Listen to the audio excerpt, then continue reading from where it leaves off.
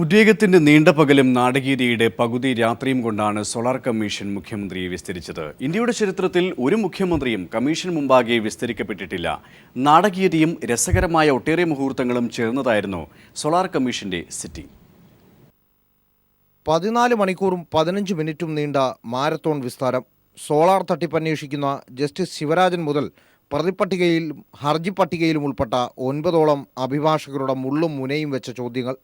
6 പതിറ്റാണ്ടിലേറെ നീണ്ട തൻ്റെ രാഷ്ട്രീയ ജീവിതത്തിൽ ഒരിക്കൽ പോലും ഉമ്മൻചാണ്ടിക്ക് ഇത്തരമൊരു അനുഭവം ഇതിനു മുമ്പോ പിൻപോ ഉണ്ടായിട്ടില്ല.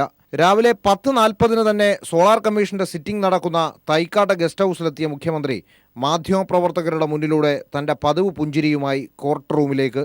കമ്മീഷന്റെ വരവിനായി കാത്തിരിക്കുന്ന മുഖ്യമന്ത്രിയുടെ മുഖത്ത് കാണാൻ പോകുന്ന പൂരത്തിൻ്റെ നേരിയ അങ്കലാപ്പ് മിന്നിമാഞ്ഞു.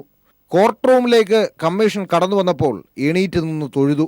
ജീവിതത്തിൽ ഒരിക്കലും ഒരിടത്തും അടങ്ങിയിരുന്നിട്ടില്ലാത്ത മുഖ്യമന്ത്രി പിന്നെ മരക്കസേരയിൽ തളച്ചിടപ്പെട്ടു. മുഖ്യമന്ത്രിയുടെ ദുരിതാശ്വാസ നിധിയിലേക്ക് 2012 ജൂലൈ 10 ടീം സോളാർ നൽകിയ ചെക്കിന് തൊട്ട് മുമ്പത്തെ ദിവസം കൈപ്പറ്റ് രസീത് നൽകിയത് എങ്ങനെയെന്ന ചോദ്യം മുഖ്യമന്ത്രിയെ കുരുക്കി. മുഖ്യമന്ത്രിയുടെ മറുപടി തൃപ്തികരമല്ലെന്ന കമ്മീഷന്റെ പരാമർശത്തിൽ മുഖ്യമന്ത്രി നിരാശനായി. മുഖ്യമന്ത്രിയും ജോപ്പനും ചെയ്തത് ഒരേ കുറ്റമെങ്കിൽ എന്തുകൊണ്ട് ജോപ്പനൊപ്പം മുഖ്യമന്ത്രിയും പ്രതി ചേർക്കപ്പെട്ടില്ലെന്ന് പഴയ വിശ്വസ്തൻ ജോപ്പൻ്റെ അഭിഭാഷകന്റെ ചോദ്യം മുഖ്യമന്ത്രിയെ നന്നേ ബുദ്ധിമുട്ടിച്ചു.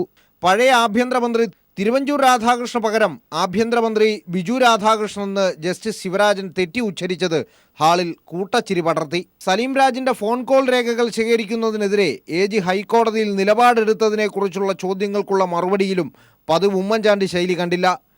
ദൃശ്യങ്ങൾ തെളിവായുള്ള കാര്യം അറിയാമോ എന്ന ബിജു രാധാകൃഷ്ണന്റെ അഭിഭാഷകന്റെ ചോദ്യത്തിന് സാധനം ഇപ്പോൾ കയ്യിലില്ലല്ലോ എന്ന കമ്മീഷന്റെ പരാമർശം വീണ്ടും ഹാളിൽ ചിരിപടർത്തി. ബിജുവിനൊപ്പം നുണപരിശോധനയ്ക്ക് തയ്യാറുണ്ടോ എന്ന അഭിഭാഷകന്റെ ചോദ്യത്തിന് തയ്യാറല്ല എന്ന് മറുപടി പറയുമ്പോൾ മുഖ്യമന്ത്രിയുടെ ശബ്ദം വിറയ്ക്കുന്നുണ്ടായിരുന്നു. നീണ്ട തെളിവെടുപ്പിന് ശേഷം പുറത്തെത്തിയ ഉമ്മൻചാണ്ടി ഇങ്ങനെ പ്രതികരിച്ചു.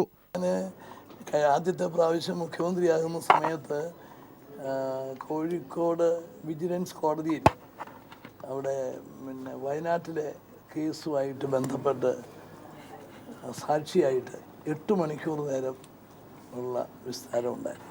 അപ്പം എനിക്കിതൊക്കെ നല്ല പരിചയമാണ്. കമ്മീഷന്റെ സിറ്റിംഗ് നടന്ന ക്ലോക്കിലെ ടൈം 1:15.